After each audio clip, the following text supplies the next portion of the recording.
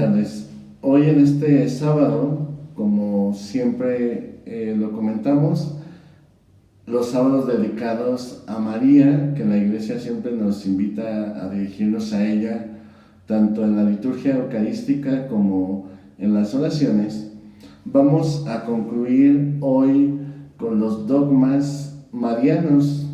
Ya hemos visto el dogma de la Asunción, el dogma de la maternidad de María, el dogma de la virginidad de María, y hoy vamos a ver el dogma de la Inmaculada Concepción.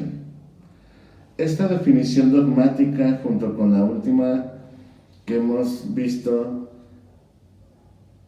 fue proclamada directamente por un papa, ratificando su autoridad en la fe, y no dentro de un concilio ecuménico. Por eso los protestantes ortodoxos se han opuesto a tomarlos como normas de fe, concretamente este dogma de la Inmaculada con lo de la Asunción de María. Sin embargo, la afirmación dogmática papal no fue por simple capricho. En el caso de la Inmaculada, el Papa hizo una consulta por carta a la cual respondió la mayoría de los obispos en forma afirmativa, además de la historia de la teología sobre la Inmaculada que estudiaremos más adelante. El dogma de la Inmaculada Concepción y de la Asunción de María se refieren más directamente a María por sí misma, aunque tienen amplia referencia con Cristo y con la Iglesia. Sin embargo, no muestran a primera vista esta relación. En sentido ecuménico, para favorecer la comprensión de nuestros hermanos separados, es importante resaltar en estos dogmas la relación de María con los demás cristianos, es decir, con lo que María vive es una función de todos los cristianos, es un preludio de lo que ocurrirá a la Iglesia. Lo que ella recibe es para toda la Iglesia y no simplemente como un privilegio para ella exaltarse. Vamos a explicar un poco qué significa este dogma. Lo que significa este dogma es exactamente lo siguiente: que la Virgen María, desde el momento en que fue concebida, es decir, que las dos células que formaron su ser, la del Padre y de la Madre, se unieron en una sola en el útero de su madre, fue preservada de toda mancha de pecado original. Además, implica que ella permaneció sin pecado durante toda su vida, lo cual los ortodoxos llaman la panagia, es decir, la toda santa. Esta definición dogmática tiene entonces dos aspectos fundamentales. Uno, que es de contraste: la Virgen no tuvo pecado, y el otro es de afirmación: la Virgen, por lo tanto, estuvo llena de gracia de Dios y siempre estuvo en esa gracia. En la visión ortodoxa de las iglesias orientales se enfatiza más sobre el segundo aspecto, el de la gracia. En la visión occidental católica se resalta la ausencia del pecado original. La visión protestante es más negativa aún, y ellos no aceptan entender este dogma. En realidad no definen si la Virgen tuvo pecado, pero tienen tendencia a minimizar a la Virgen María y por lo tanto a considerarla en todo igual a los demás. La Iglesia siempre ha considerado algo especial en la Virgen, y por eso el culto de veneración se hace a los santos, dulía. En el caso de la Virgen se llama hiperdulía, porque es un culto especial. En el rito ortodoxo, que prácticamente mantiene las mismas creencias que los católicos, se nombra a la Virgen a lo largo de toda la liturgia, a cada momento que se hace una oración. En la Iglesia Católica se nombra varias veces durante la misa, como en el Yo Confieso, cuando dice: y por eso ruego a María siempre Virgen. También se nombra en la plegaria eucarística cuando se hace memoria de los santos, y en el credo se nombra siempre a la Virgen. Lo especial que tiene María respecto a los demás cristianos es, además de ser la madre del Mesías y Señor, el hecho de nunca haber tenido mancha de pecado. Este estado de gracia que nunca perdió María le hace estar en una posición especialísima respecto al resto de la humanidad. Cuando Eva cayó en pecado por escuchar a la serpiente, entró el pecado en el mundo. Todos los seres humanos están afectados por este pecado de los primeros padres, que es lo que nosotros conocemos como el pecado original. De alguna manera quedan manchados desde el momento de ser concebidos. No significa que tengan culpa del pecado cometido por sus antepasados, pero por solidaridad humana, por pertenencia a la familia humana, son afectados por este pecado. Quedan manchados. El bautismo limpia del pecado a quien lo recibe y al mismo tiempo le da la gracia de Dios. Se puede decir que María recibió lo que se recibe en el bautismo desde el mismo instante de su concepción. Por ello fue preservada de la mancha del pecado original que había permitido entrar Eva. María, en este sentido, es la nueva madre de todos los que viven por Cristo, la nueva Eva. Pero esta madre es de la nueva creación, aquella que va a estar libre del yugo del pecado. La madre pura va a tener los hijos puros. La antigua maldición del origen, donde el ser humano quedaba sometido al yugo del pecado y de la muerte, queda abolida en María, y ella se entrega en cuerpo y alma a su vocación de madre. Primero la madre de Cristo y luego la madre de la Iglesia, que es cuerpo de Cristo. María recibió este privilegio de quedar libre del pecado original en vista a su maternidad divina y por los méritos de Cristo Jesús, no por los suyos propios. Fue una gracia de Dios totalmente gratuita en vista a que ella iba a ser en la tierra virgen que recibiría al Verbo y le daría su propia carne. Ella no podía estar sometida al pecado siendo la madre del Todo Santo. Fue una cuestión de la justicia de Dios, de su plan de salvación.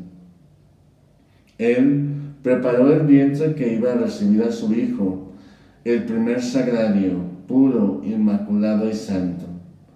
La respuesta de María a la gracia de Dios, que implicó su entrega generosa al plan de Dios, su servicio sin fronteras, su fidelidad y presencia en la respuesta discipular de fe, esperanza y caridad, llevan a María hacia otras gracias y otros horizontes y otras tareas que ella sigue cumpliendo para hacer lo que Dios le pide y llevar adelante el plan de salvación.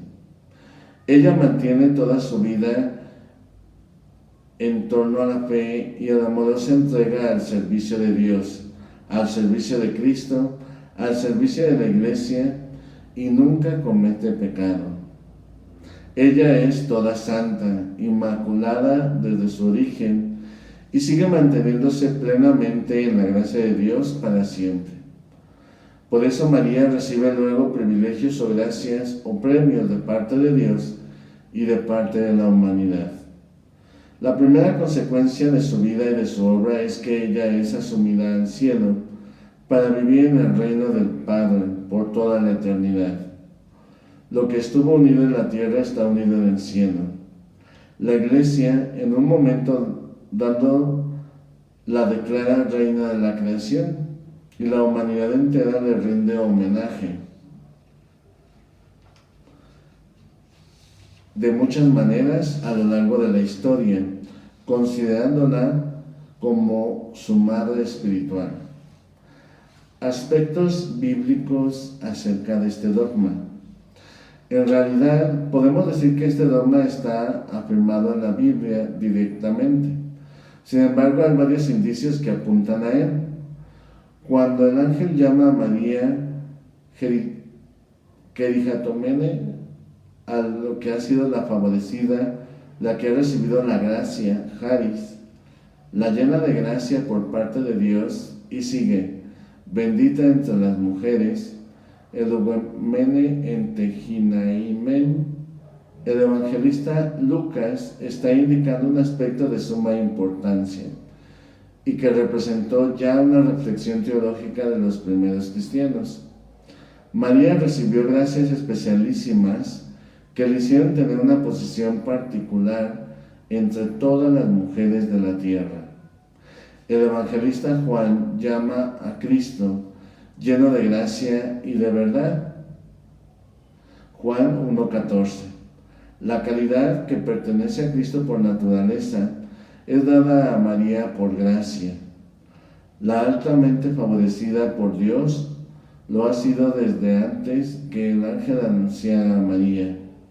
La Biblia no dice desde cuándo, pero indica que ella recibió una gracia especial, una plenitud de gracia que la preparó para el momento en que iba a encarnar al Hijo de Dios.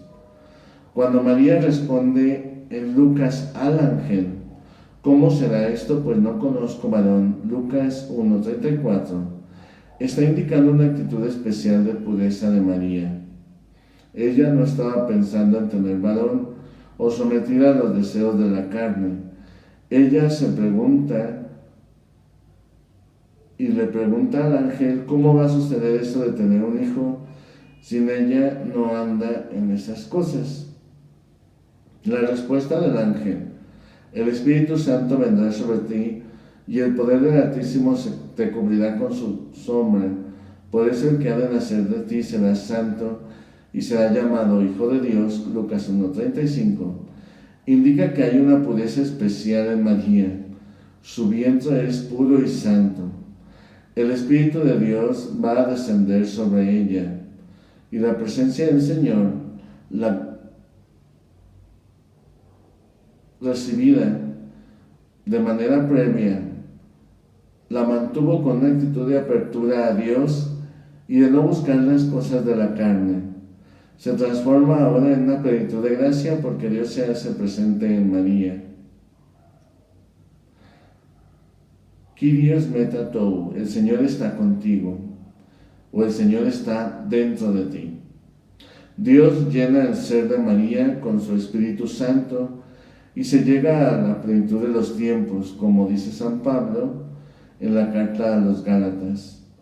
Al llegar a la plenitud de los tiempos, envió Dios a su Hijo, nacido de una mujer, nacido bajo la ley, para rescatar a los que estaban bajo la ley. Gálatas 4:4.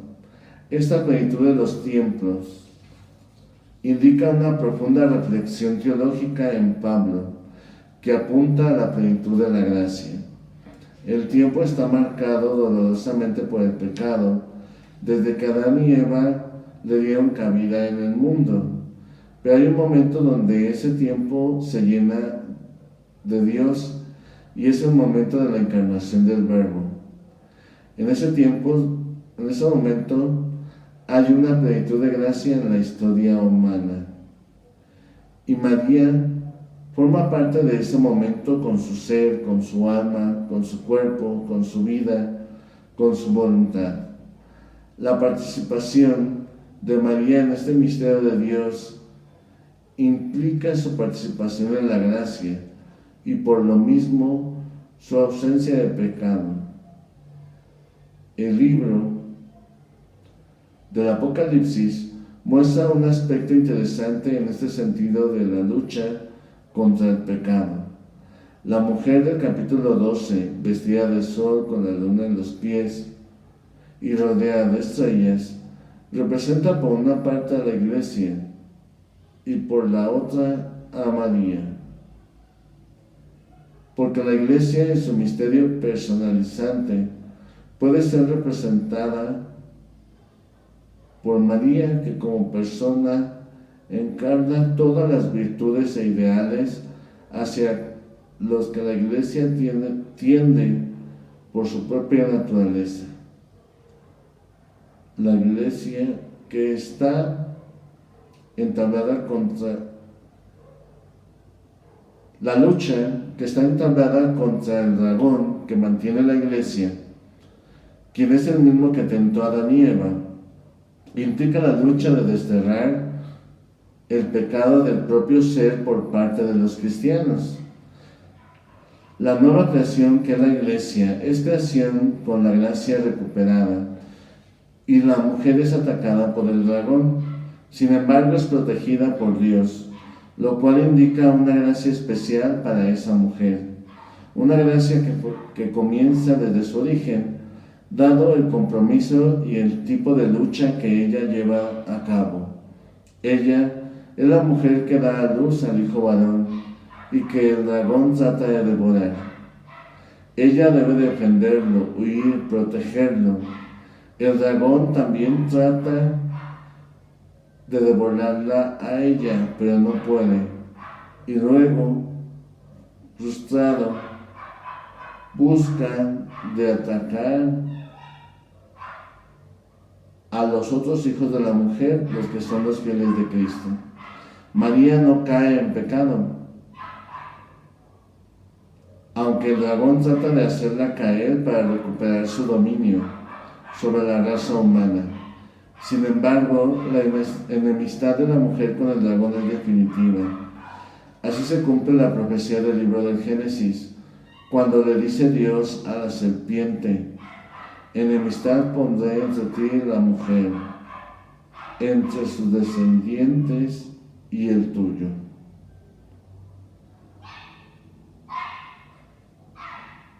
La lucha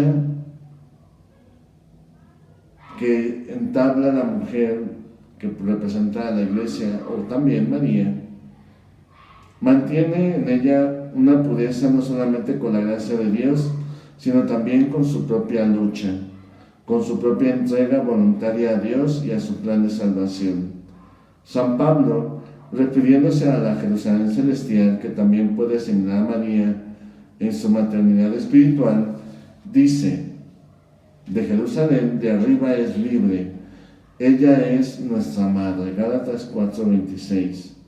Y más adelante prosigue: así que, hermanos, no somos hijos de la esclava, sino de la libre.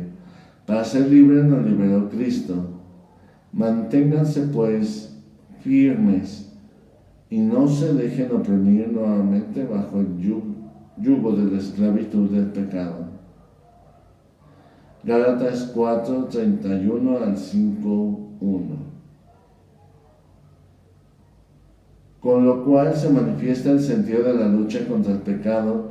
Los hijos del nuevo pueblo de Dios son libres del pecado porque Cristo los liberó, y deben luchar para no ser de nuevo oprimidos por el yugo de la esclavitud del pecado.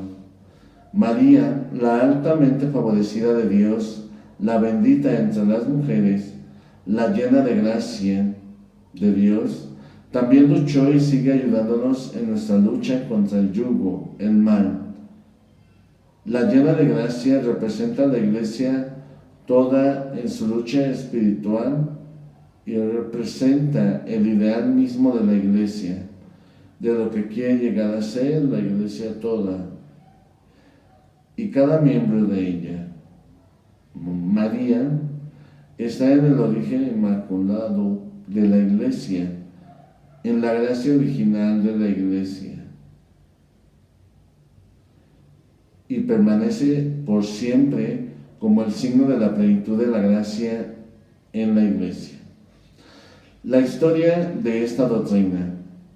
El sentimiento de la Iglesia desde el comienzo fue de un gran respeto hacia María, envuelta en el misterio de su Hijo. La percepción de la santidad de María estuvo siempre en el corazón del pueblo cristiano. Desde Oriente se fue transmitiendo a Occidente. La doctrina de la santidad de María, la toda santa, y al mismo tiempo su celebración litúrgica. Podemos encontrar la referencia a la santidad de María e incluso a su ser inmaculado en diversas homilías de los padres de la Iglesia. María vivió en el final del siglo VI y comienzo del siglo VII, y afirma en uno de sus sermones: de hecho, después de la resurrección de los muertos, Él reunió por medio de la nube a todos sus santos, discípulos y apóstoles en torno a la Inmaculada, a la que no conoció el pecado. Ella nace pura e inmaculada como los querubines. Ella que es de una arcilla pura e inmaculada. Antíoco, monje de San Saba, hacia el año 620, en una de sus homilías afirma: del tiempo en que nuestro Señor Jesucristo, Hijo de Dios, por su voluntad hacia nosotros, se dignó de aparecer en el mundo, naciendo de la Santa e Inmaculada Madre de Dios, y siempre Virgen María. Sofronio de Jerusalén afirma: el Espíritu Santo desciende sobre ti, que eres la Inmaculada, para hacerte más pura y darte la virtud de la fecundidad, con lo cual asume que ya María era santa antes de la encarnación del Verbo en ella, pero que recibe más gracia de Dios para poderse realizar el plan de Dios. Y para el martes santo Andrés de Creta tiene una oración especial utilizada en la liturgia: por la oración, oh Salvador, de tu Madre Inmaculada y de tus apóstoles, envía más abundantemente tu misericordia y da a tu pueblo la paz. San Beda el Venerable de Occidente, en el siglo VII, ya en su lenguaje anticipa la doctrina de la Inmaculada Concepción de María. En su homilía sobre la visitación confirma que la devoción a la Virgen Santa es un fenómeno religioso extenso y afirmado hasta ahora sólidamente en la cristiandad de su tiempo. San Agustín de Hipona, en el año 430, de Occidente, afirma que María, de ella necesariamente reconocemos en nuestro sentir religioso que no tiene pecado. El primer teólogo de la Inmaculada Concepción fue Edmero, en el año 1134, con su Tratado de la Concepción Santa de María. Utiliza argumentos para apoyar esta creencia que ya estaba en el pueblo. En Occidente se debatió profundamente esta doctrina debido a la universalidad de la redención de Cristo. Asimismo, Escoto plantea que la Inmaculada Concepción de María no es una excepción a la redención universal de Cristo, sino que es un caso de perfecta y mayor eficacia salvífica del único mediador. Después del argumento de Escoto, aceptar la doctrina de la Inmaculada Concepción de María y siguiendo el ejemplo de la Sorbona de París en 1496, se empeñaron con juramento a defenderla. El Papa Sixto IV, en 1484, inició una serie de intervenciones pontificias a favor de la Inmaculada Concepción. No toma ninguna postura definitiva, pero prohíbe a los maculistas e inmaculistas de llamarse herejes mutuamente. El Concilio de Trento, en el año 1546, no incluyó a María en el pecado original, aunque no declaró directamente el dogma de la Inmaculada Concepción. Alejandro VII se declara a favor de la Inmaculada Concepción con la bula escrita en el año 1661, Solicitud, y prohíbe atacarla bajo cualquier manera. Clemente IX atribuye también notablemente a la fe de la Inmaculada aprobar como precepto la fiesta de la Inmaculada Concepción para la Iglesia Universal en el año 1708. El Papa Pío IX hacía un sondeo con la encíclica Urbi Primum y el resultado es casi absoluto a favor de 603 obispos a 546 que están a favor de la definición dogmática de la Inmaculada Concepción. Y afirman en el año de 1854, el 8 de diciembre, declaramos, pronunciamos y definimos que la doctrina por la cual se dice que la Beatísima Virgen María, en el primer instante de su concepción, por gracia singular y el privilegio de Dios omnipotente, y en vista a los méritos de Jesucristo, Salvador del género humano, ha sido preservada inmune de toda mancha de culpa original. es revelada por Dios y por lo tanto debe de creerse firme y constantemente por todos los fieles.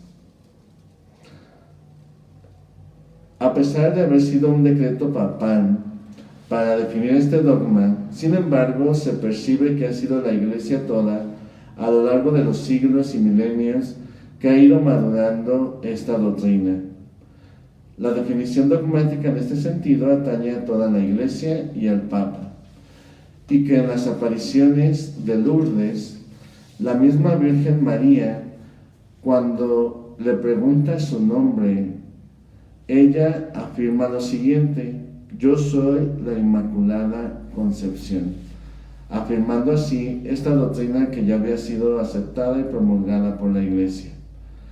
Que María nos ayude a poder mantenernos siempre con ese corazón limpio y puro como ella, para poder así ser reflejo claro del amor de Dios hacia el mundo. Que Dios les bendiga, que pasen buenas tardes.